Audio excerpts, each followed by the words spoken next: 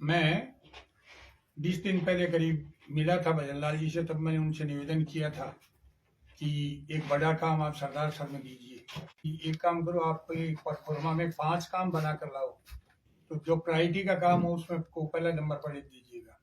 और पहले नंबर पर मैंने उपजिला चिकित्सालय सरदार सर लिखा था और उसमें लागत करीब 50 करोड़ की मैंने उन्हें अपने पीएमओ साहब से एस्टीमेट बनवाकर उसी ये 22/1/2025 को मैंने भेजी थी। और मुझे बहुत खुशी की बात है कि कल की बजट में उन्होंने उसकी भी मैंने बिजली के लिए भी काफी काम लिखे थे, तो 2 GSS तो उन्होंने तत्काल ही कर दिए हैं। 1-2 सड़कें दी है, सड़कें तो हमें 10 करोड़ की दी है विधानसभा में, बाकी अपना मरु प्रदेश होने से हमें 15 करोड़ मिलेगी। और मुझे ये बहुत ही खुशी की बात है कि मरु प्रदेश की मांग भी मैंने विधानसभा में पुरजोर रूप से की थी। करीब 55 मिनट का मेरा स्पीच है मरु प्रदेश के लिए, कितनी लोकगीतों की मैंने उसमें पंक्तियां दी थी।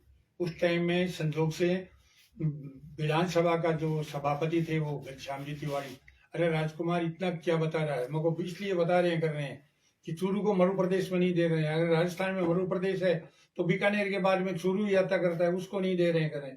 बोले ऐसा हो सकता है कि बात ऐसी है।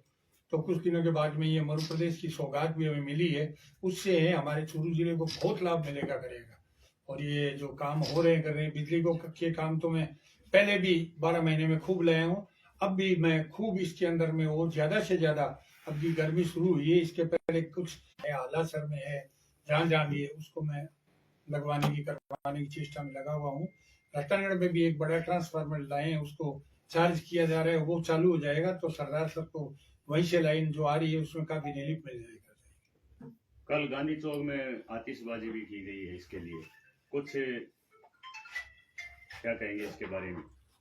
सारे राज्य जितने भी नेता है वो इस बजट की खूब आलोचना कर रहे हैं, इसे निराशाजनक बजट बता रहे हैं, ये प्रगति से पीछे ले जाने करने वाला बजट बना रहे हैं। यहाँ के कांग्रेस के कार्यकर्ता अगर इस पे प्रसन्नता जाहिर कर रहे हैं तो मैं उनको बहुत धन्यवाद देता हूँ कि बड़ी उदार प्रकृति के लोग हैं, तो कम से कम अपनी जन्मभूमि के प्रति उनमें इतना सम्मान है कि अच्छा काम होने करने के लिए वो बीजेपी की सरकार की भी सराहना कर रहे हैं, बहुत बढ़िया बात है। और इसमें कराने का सारा कार्यक्रम है उसका निमित्त परमात्मा ने मुझे ही बनाया है। पहली बार देखने को मिल रहा है कि भाजपा का बजट और कांग्रेस खुशी मना रही है सदा से। यही तो बता रहा हूँ कि उदारता है उनकी, कांग्रेस की उदारता है सरदार सर की, वो अपने नेताओं का कहना नहीं मान रहे।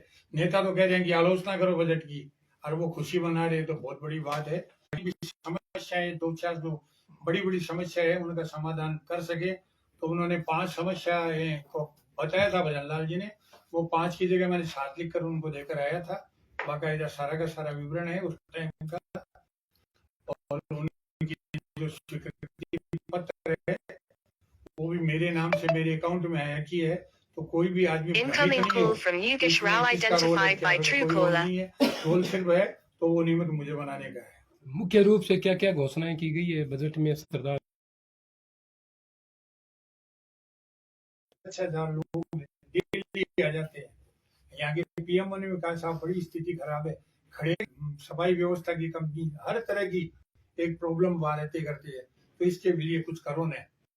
तो जगह भी देख रहे कर रखी है, और भी जगह देख रहे उससे कोई श्रेष्ठ जगह मिलेगी तो। पर एक बार जो एससी वगैरह को बुलवाया था पीडब्ल्यूडी वाले, उन्होंने गर्ल्स कॉलेज के सामने जो जगह है उसके लिए उन्होंने कहा कि ये जगह इसमें ट्रॉमा सेंटर भी बन जाएगा और अपना उप जिला अस्पताल भी बन जाएगा। तो जो यहाँ जो वर्तमान अस्पताल है उसको भी सीएससी चालू रखेंगे ताकि इस क्षेत्र के लोगों को भी मिलवो करे, ये भी है। तो एकदम बहुत बढ़िया लोकेशन पर है, और कोई बढ़िया लोकेशन की जगह होगी तो वो भी हम देखेंगे। सर उपजिला अस्पताल का जो चूरू में टेंडर 2023 में लगा हुआ था, इसके बारे में 2023 का टेंडर कौन सा, मेरे को तो ध्यान नहीं है। टेंडर जिप्रो की साइड में हेल्थ डिपार्टमेंट चूरू में लगा हुआ था पहले से हॉस्पिटल का। कोई टेंडर वगैरह का अभी तो मेरे को कोई, इसका ट्रॉमा सेंटर का तो जरूर पता लगा कि ट्रॉमा सेंटर के लिए वो आ रहा कर रहा है, तो जगह कोई देखे करे, तो उसकी बात थी। तो ट्रॉमा सेंटर ये दोनों उपजिला अस्पताल में एक साथ ही बनाएंगे कि जहाँ ट्रॉमा सेंटर उपजिला अस्पताल तो एक दूसरे को सुविधा रहती है कि जैसे ट्रॉमा में घायल आए आदमी, एक्सीडेंटल कोई आदमी आए तो तुरंत ही जिस डिपार्टमेंट में भेजना हो, जिस वार्ड में भेजना हो उसको भेजा जा सके। ये जो इस अपने उमेश सिंह जी ये सोनपाल सर, काउंट पार्क टीका सर से रही है। तो कल बजट पास हुआ, आज इनसे जमीन के कागज दीजिए तो फटाफट इसमें शुरू करें कार्यवाही। ये 233 के जीएसएस कहाँ पास करवाए हैं? एक तो सोनपाल सर है, एक कमला सर है, ये दो है। तो इनके कागज भी मांग लिए, अभी कागज ही 1 बीघा जमीन के लेकर आए हैं ये अपने सोनपाल सर गांव के, और वो कमला सर वाले आने वाले हैं। तो तत्काल इसमें कार्रवाई भी शुरू कर दी है, तुरंत की जितना शीघ्र हो सके इनकी जानकारी की जाए। ये जिला 2,80,00,000 की जो फोगा से ये सड़क है, के बाद में भी एक्स्ट्रा सड़कों का बजट सरदार सर को मिलेगा?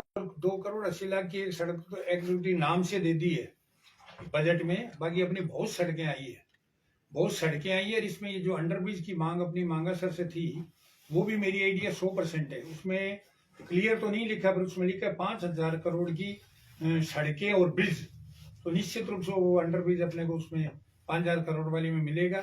और जो वर्तमान में जो दूल्हा सर का जो अंडरब्रिज है, उसके लिए 7 लाख का बजट अपने पास में आ गया कर गया है, ताकि उसमें जो पानी का जो रुकाव होता है, उसके लिए जो सरफेस लाइन है उससे जोड़कर उसको पानी निकालने करने का साधन किया जाएगा। मरुस्थलीय प्रदेश बनाने से क्या अपने जिले तहसील को फायदा होगा? बहुत बड़ा फायदा होगा। आप देख लीजिए, हर काम के अंदर में डेटा हो गया अगर सड़कों में भी, और जिलों को 10 करोड़ मिल रहे हैं, अपने को 15 करोड़ मिल रहे हैं। कोई इकाइयां है, स्टाफ है, जितने भी जैसे पीएससीओ के औरों के, उनमें शिक्षा में उनमें अपने को अधिक वृद्धि हो जाएगी कर जाएगी। जो घोषणाएं हो चुकी है, इसके अलावा आगे किस तरह की प्राथमिकता कर दिया था भजनलाल जी को, ये करीब तारीख 22/1 को दिया था मैंने, तो 22/1 को दिया था, उसकी एक कॉपी मैंने, तो मुख्य जो काम मैंने बजट में मांगे थे, तो जिनमें से जैसे 3 काम दे दिए कर दिए हैं, बाकी के काम भी मैं पीछे 2-3 महीनों में भी है, उनमें से और कितने हो सकते हैं वो चेष्टा करूँगा। सर, एक सीवरेज लाइन का यहाँ पर बड़ा मुद्दा है। लगभग 15-20 सालों से सीवरेज लाइन का चरण पूरा हो, मैं तो जानकारी सीवरेज लाइन का जो मुद्दा है वो अब आप RUIDP वालों को बुलाता हूँ शहर में मैं। गिनानियों की हालत भी बहुत ज्यादा खराब है।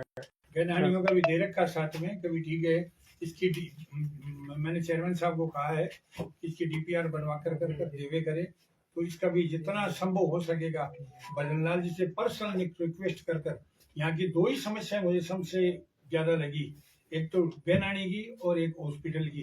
एक काम अपना हो गया, दूसरे की पूरी चेष्टा करेंगे।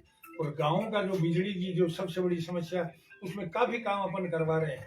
इसके अंदर में आपको 132 में काम चल रहा है, 220 में काम चल रहा है, छोटे छोटे GS पावर ट्रांसफार्मर लग रहे हैं, 2 और GSS ले आए हैं, 3 पहले आए हैं, तो खूब काम अपना हो रहा है। और बाकी है उसको मैं पीछे पड़कर 2-3 महीने में गर्मी के टाइम तक काफी रिलीफ दिलवाने की चेष्टा करूंगा। गिनानियों का मुद्दा गंभीर है। पिछले वार्ड नंबर 45 और यहाँ पर 50 नंबर वार्ड में लोगों के आशियाने उजड़ गए थे, आज तक उनको कोई प्रकार की जो सहायता नगर परिषद द्वारा नहीं दी गई है, अभी तक उन्होंने संज्ञान नहीं लिया है। क्या कुछ अभी इनका सुधार होगा कि इसी तरह रहेगा? मैं एक दिन निवेदन करूंगा चेयरमैन साहब से, EO साहब से। मैं रतनगढ़ में भी एक बार ऐसे हो गया था, वाटर लॉगिंग का ज्यादा हिसाब हो गया था, तब हमने जानकारी की तो बोले इसमें पानी भर गए, मिट्टी भर गई है, तो गैनानी से हमने 15,000 ट्रॉली मिट्टी निकलवाई वहाँ और दीवार को ऊंचा किया, उससे काफी रिलीफ मिल गई थी। हालांकि अब फिर पानी बढ़ गया है तो कुछ और करना पड़ेगा।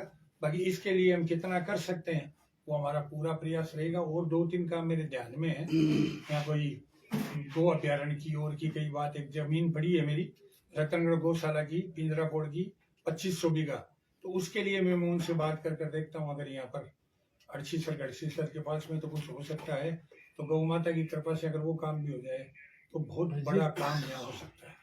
सर, अपने देहाती क्षेत्र के अंदर नहर, इंदिरा गांधी नहर से लगभग 56 गांव अभी तक वंचित है, और जब चुनाव होता है तब सब इस मुद्दे को उठाते हैं। चुनाव होने के बाद इन देहात क्षेत्रों में जहाँ मीठे पानी की अभी तक कमी है, उसके बारे में आपका क्या कहना है? देखिए, ERCP आने से अपने 13 जिलों को, वर्तमान 17 जिलों को बहुत बड़ा लाभ मिलने वाला है। उसके लिए बजट एंड DPR एंड सारा का सारा काम शुरू हो गया है, बहुत बड़ा काम वो। अब जो यमुना जल वाला है, चूरू और झुंझुनू और सीकर 3 जिलों को, तो जितना भी बरसाती पानी है वो समुद्र में चला जाता है, बेकार चला जाता है पानी। उस पानी को यहाँ बहुत बड़ा स्टोरेज सादुलपुर के, तो वो 12 महीने तक वो पानी चल सकते, इतना पानी उसमें एक झील टाइप का बनेगा करेगा। उससे कितना 1,40,000 हेक्टेयर सिंचाई के काम आएगा, कितने लोगों को पीने का पानी का इसका लाभ मिलेगा, तो वो भी स्कीम चल रही कर रही है। निश्चित रूप से प्रोग्रेस में हमारा पूरा प्रयास रहेगा। जो 56 गांव सिंचाई और पानी दोनों से जो पानी भी खा रहा है सुने वहां, तो उनको भी रिलीफ मिलेगी, इसके लिए पूरा प्रयास करेंगे। मुख्यमंत्री जी व उप मुख्यमंत्री जी को किस प्रकार से धन्यवाद ज्ञापित करना चाहेंगे? जो उनका सीएम बनने के पहले जो प्रेम था, उनका मित्रता थी, तो वो तो थी। अब जो उन्होंने जो कृपा की है, मुझे टिकट दी, प्रत्याशी बनाया है यहाँ, तो कुछ मेरे मन में था कि हम भी यहाँ पर आए हैं तो कुछ न कुछ कोई बड़ा काम यहाँ करें। तो इतना बड़ा काम अगर उन्होंने मेरे को दिया है तो मैं उनका क्या आभार शब्दों में प्रकट करूं, क्या अभिनंदन करूं। मैंने तो रात को ही उनको धन्यवाद दे दिया था कि आपने बड़ी कृपा की है। मेरी रात को दिया कुमारी जी से तो बात नहीं हो सकी, भजन लाल जी से मेरी बात हुई थी, शिखर अग्रवाल जी से बात होकर उनको बात कराओ, धन्यवाद दे दूंगी। मेरे तो सरदार सर विधानसभा क्षेत्र आपके बहुत आभारी है। इतना बड़ा काम आपने चिकित्सा में हमारा किया है, तो उसके लिए हम आपका क्या गुणगान करें। सर, राजस्थान के बजट को किस तरह से देखते हैं आप पूरे? राजस्थान का बजट तो कितना शानदार बजट है। युवाओं के लिए आप देख लीजिए, 1.25 लाख नौकरियां सरकारी है, 1.5 लाख है प्राइवेट सेक्टर में दे रहे हैं, 150 यूनिट बिजली फ्री दे रहे हैं, कितने किसानों के 9,000 रुपया कर रहे हैं। मतलब वो कोई गिनाते रहो कितने काम उन्होंने मतलब ये घोषणा की है। तो वास्तव में जो विकसित भारत का सपना मोदी जी का है, उसमें राजस्थान भी कंधे से कंधे मिलाकर चल रहा है। और निश्चित जो विकासशील से विकसित की जो ये यात्रा हमारी है, उसको हम लोग शीघ्र पूरा करने का प्रयास कर रहे हैं। धन्यवाद। नमस्कार।